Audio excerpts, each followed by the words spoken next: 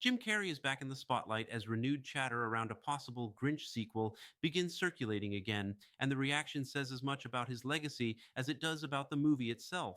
For a generation of audiences, Jim Carrey's portrayal of the Grinch wasn't just another performance, it became definitive.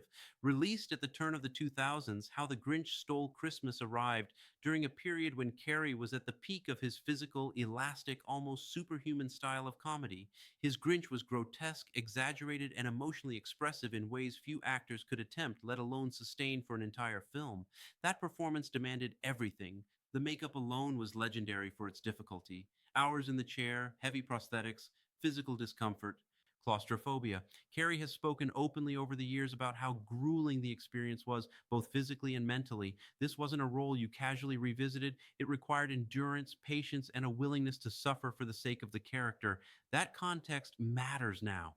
When talk of a sequel resurfaces, it isn't just about whether the story continues, it's about whether Jim Carrey would ever choose to step back into a role that asks so much of him at a very different stage of his life and career. Since the original Grinch, Carrey's relationship with fame and performance has changed dramatically. Over the past decade, he has stepped away from constant blockbuster output. He has spoken candidly about burnout, introspection, and a desire to live more quietly. When he does return to the screen, it's often with intention rather than obligation. That makes the renewed interest in a sequel especially interesting. Studios understand the value of nostalgia. Audiences are drawn to familiar characters. A Jim Carrey led Grinch sequel would instantly command attention, not because the story demands continuation, but because his performance left such a lasting imprint. At the same time, Carrey's Grinch exists as a complete arc. The original film told a full story of isolation, bitterness, transformation, and connection. The Grinch didn't just learn a lesson, he evolved. Revisiting that character risks diminishing the impact of what already works. That's a concerned fan's voice whenever sequel rumors surface, and yet the curiosity remains. Part of that curiosity comes from the unique place Jim Carrey occupies in comedy. His style is deeply physical, rooted in movement, facial expression, and voice. It's a kind of performance that doesn't age in the same way subtle dramatic roles do. Seeing him revisit such a demanding character invites questions about how that energy translates now.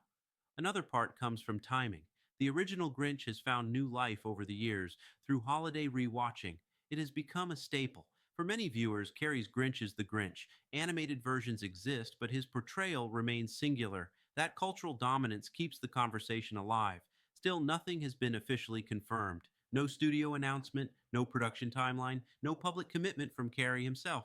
What exists right now is interest, speculation, and the recognition that some performances loom so large they never fully leave the public imagination.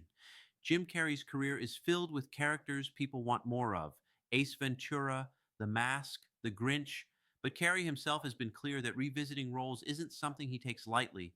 He has said that if he returns, it has to feel meaningful, not repetitive. That philosophy aligns with where he is now. At this stage, Carrey's legacy is secure. He doesn't need sequels to validate it. His influence on comedy is already cemented. What draws attention to Grinch sequel chatter isn't fear of missing out. It's curiosity about whether an artist known for excess would choose to re enter something so demanding with intention. In a way, the conversation reflects a broader tension in modern entertainment. Audiences want comfort, studios want reliability, artists want purpose. Not every iconic performance is meant to be continued, and not every return improves the original. If Jim Carrey were to return as the Grinch, it would likely look different: less manic, more reflective, perhaps more aligned with the emotional core than the physical spectacle. Whether that's something audiences actually want is another question entirely. For now, what's clear is this: the reason this chatter exists at all is because Jim Carrey's Grinch mattered. It wasn't just funny, it was memorable. It defined a character for an era and became inseparable from holiday culture. That kind of impact doesn't fade quietly.